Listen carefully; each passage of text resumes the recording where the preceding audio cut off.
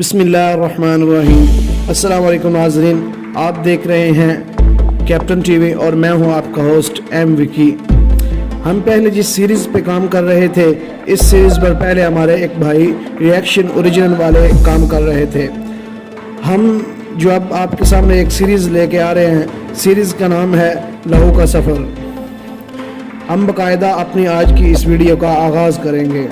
میں آج پھر دریا کے کنارے دھرے اس پتھر پر آن بیٹھا ہوں جو مہاتما بدھ کے شانت مجسمے کی طرح جانے کتنے ہی صدیوں سے یہاں گڑا ہوا ہے۔ دریا سوکھنے لگے تو اس پتھر کا بدن بھی ننگا ہو جاتا ہے۔ جب دریا جوبن پر ہو تو اسے اپنے ساتھ ہی پانیوں میں ڈبو لیتا ہے۔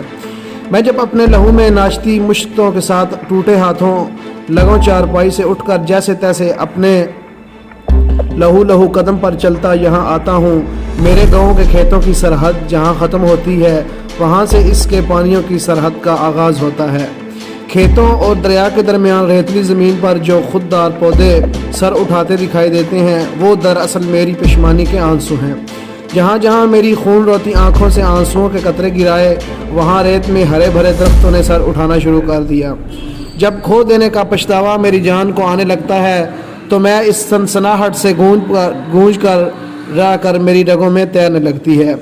نہ جانے نجات پانے کے لیے یہاں چلا آتا ہوں اور اس پتھر پر پہروں بیٹھا اس ڈائری کی ورق گردانی کرتا رہتا ہوں جس کے ایک ایک ورق پر میرے ماضی کے مرثی یہ لفظ بن کر نوحہ الاپ رہے ہیں۔ تب مجھے یوں لگتا ہے اس دریا کنارے لگے تمام پیڑ دراصل میرے بدن کی مختلف شاخیں ہیں۔ جب ان کی ٹہنیوں سے سرسراتی ہوئی پچھم سے پورب کی طرف رینگتی ہے تو میں گمشدہ لمحوں کی انگلی تھام کر آندھوں کی طرح ٹامک ٹوئیاں مارتا اپنے ماضی کے اس سے سنگ میل پر جا کھڑا ہوتا ہوں جہاں سے پھوٹنے والے تمام راستے مڑ کر اسی جگہ لوٹ آتے ہیں۔ اسی خونی سنگ میل سے فرار کی کوئی راہ نہیں نکلتی۔ تلخ یادوں سے فرار پانے کے لیے میں جب بھی ایک قدم آگے نکلنا چاہوں وقت کا بے رحم ہاتھ مجھے گردن سے پکڑ کر 10 قدم اور پیچھے لے جاتا ہے۔ تب حیات کی اس شاہراہ کے تمام سنگ میل میرے نام سے منسوب ہونے لگتے ہیں۔ جب پیڑوں کی ٹن مٹن ٹہنیاں شادابی راتوں سے لٹ جائیں تو میری یادوں کے زخم بھی منہ کو کھولنے لگتے ہیں۔ درختوں پر آئی بہار، ساری ہریالی، سورج کی ساری تمازات، سرد موسموں کی ساری غذا بناکیاں ہوا کے زور پر رینگتی ہیں، سرسراتی چپکے سے میرے اندر درد بن کر دھوپ کی طرح پھیل جاتی ہے۔ تب میں اس مریض کی طرح جسے مصنوعی سانس پر زندہ رکھا جاتا ہے زندگی کے آکسیجن ٹینٹ میں بیٹھ کر نہ چاہتے ہوئے بھی تھکن سے چور ریزہ بدن کے ساتھ اپنی زندگی کے کربلا میں یادوں کی شام غریبہ سجا لیتا ہوں۔ سلٹ سے پٹوہار تک یادوں کی شاہراہ پر چلتے چلتے میرے پاؤں سے لہو رسنے لگا۔ محیب اور جان لیوا یادوں کا دائرہ مجھے اپنے احاطے میں لیتا ہے۔ اس دائرے سے دائرے جنم لیتے ہیں اور یادوں کے اس گرداب میں بہتا چلا جاتا ہوں۔ مہاتما بدھ کی طرح شانت موسموں کی سختیوں کا عذاب جھیلنے والے اس پتھر پر بیٹھ کر میں اپنے پاؤں دریا کی شرید لہروں پر رکھ دیتا ہوں۔ تب میری اس ڈائری کا میری ہی یادوں کے خون میں بھیگا ایک ہی لفظ ماضی کے گمبھیر سناٹوں سے نکل کر میری آنکھوں میں رقص کرنے لگتا ہے اور میں اس کا مطالعہ کرنے لگتا ہوں۔ آج 1 فروری ہے، 1981 ہے۔ مجھے ڈھاکہ سے آئے 20 روز ہو گئے ہیں۔ سچی بات تو یہ ہے کہ میں ان 20 دنوں میں سوائے معمول کے مشقوں کے اور میں نے کچھ نہیں کیا۔ صرف رات کو کبھی کبھی ہماری گشت کی ڈیوٹی لگ جاتی، باقی سارا دن ہمیں چھاؤنی پر پابند رکھا جاتا۔ دن کے اوقات میں تو کسی ذاتی کام سے بھی ہم وردی پہن کر کم ہی باہر نکلتے ہیں۔ ایک کمانڈو کے لیے یوں ہاتھ پر ہاتھ رکھ کر بیٹھے رہنا بڑا مشکل کام ہے۔ آج سے 25 روز پہلے جب میں پٹوہار کی تپتی دھوپ میں اپنی کمپنی کے ساتھ معمول کی مشقوں میں مصروف تھا تو مجھے اچانک ہی اوسی نے طلب کیا۔ ویل ڈن کیپٹن، انہوں نے اپنے سامنے رکھی فائل پر نگاہ ڈال کر میری طرف دیکھتے ہوئے کہا۔ اس فائل میں میری سالانہ رپورٹ اور سابقہ ریکارڈ تھا۔ کل رات ہیڈ کوارٹر میں رپورٹ کرو۔ انہوں نے مختصر حکم کے ساتھ مجھے واپس جانے کا اشارہ کیا۔ یس سر، میں نے ایڑیاں بجائیں اور واپس چلا آیا۔ میں پاک فوج کمانڈو بٹالین کیپٹن تھا اور میری تربیت اس نہج پر کی گئی تھی کہ کسی بھی ہنگامی صورتحال کا سامنا کر سکوں۔ یوں تو زمانہ امن بھی ہماری تربیت ہوتی رہتی تھی، لیکن ان دنوں ہماری معمول کی مشقوں میں بھی کچھ زیادہ ہی سختی آ گئی تھی، جو اس بات کا واضح اشارہ تھا ہم بہت جلد آزمائش کی بھٹی کا ایندھن بننے والے ہیں۔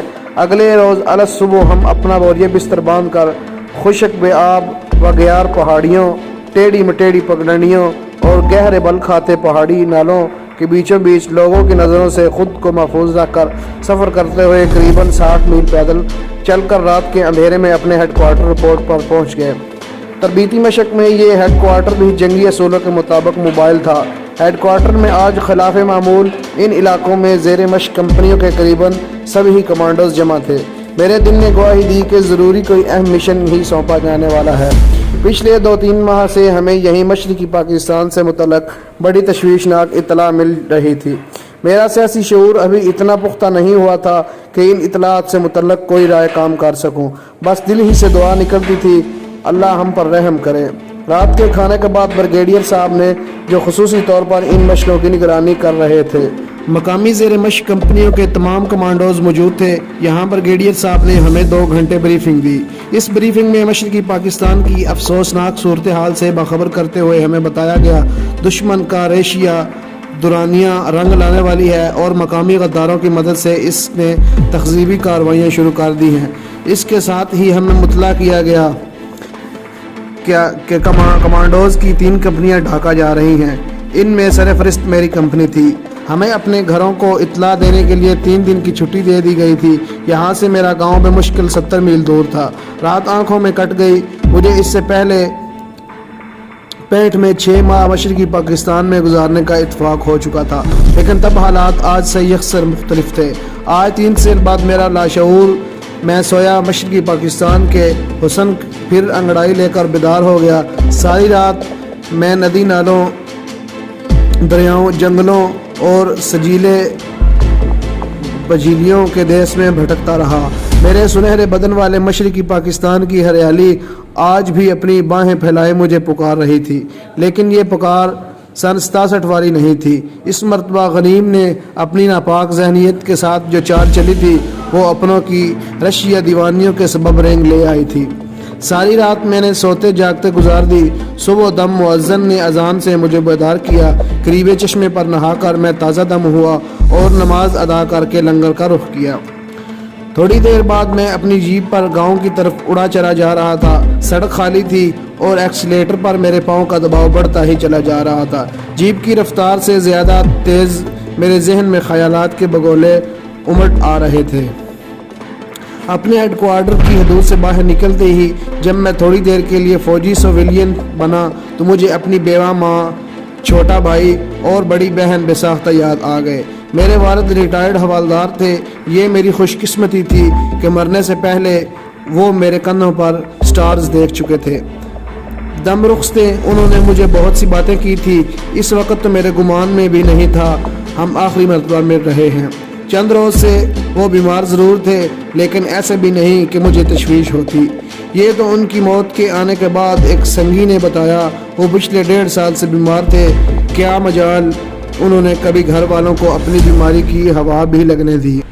آج سوچتا ہوں وہ سچے فوجی تھے۔ ہتھیار ڈالنا تو سیکھا ہی نہیں تھا، آخری سانس تک زندگی کے محاذ پر ڈٹے رہے۔ اس رات انہوں نے 2-3 مرتبہ میرا ماتھا چوما۔ میں والدہ کی طرف ٹیلی گرام ملنے پر اچانک ہی گھر پہنچا۔ تب میں 2nd لیفٹیننٹ تھا۔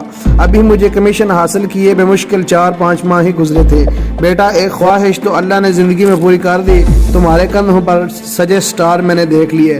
خدا کرے دوسری خواہش بھی اپنی زندگی میں پوری ہو جائے، انہوں نے تکیے کے سہارے بیٹھتے ہوئے کہا۔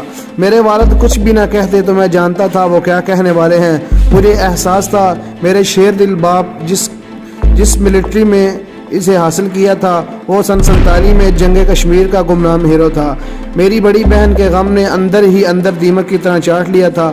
بیٹا، حسن آرا اپنے گھر چلی جائے تو میں سمجھوں گا اللہ نے دنیا ہی میں سب کچھ دے دیا۔ بالآخر انہوں نے کیا ہی دیا۔ حسن آرا میری بڑی بہن تھی۔ خاندانی روایات کے مطابق 55 میں ہی اس کی منگنی میرے چچا زاد بھائی سے ہو گئی تھی۔ میرے چچا مرحوم بھی فوج میں صوبیدار تھے۔ وہ سن 65 کی جنگ میں شہید ہو گئے۔ چچا کی موت کے ساتھ ہی چچی اور اس کے خاندان نے آنکھیں پھیر لی۔ انہیں برسوں پرانی بھولی ہوئی کہانیاں نہ جانے کیسے یاد آنے لگی۔ मेरे चचाजाद भाई ने कई मरतबा चाहा इन बंधनों को तोड़े, लेकिन हम लोग सदियों से जिस निज़ाम का हिस्सा बने चले आ रहे थे, इसमें कहीं भी लचक की गुंजाइश नहीं थी। मेरी बहन घर बैठी थी इस इंतज़ार में कभी तो कोई इसकी ज़िंदगी बंद दरवाजे पर दस्तक देगा। हालात इसलिए खुशियों के बंद रदा विदा करेंगे, लेकिन अभी कोई दरवाज़ा इसके लिए खुलता नज़र नहीं आ रहा था। माँ बाप का आंगन ठंडी छाया होती है, लेकिन इस छाँव में मेरी बहन की जवानी झुलस रही थी और हम सब बेबस तमाशा बने खुद ही अपने लुटने का तमाशा देख रहे थे।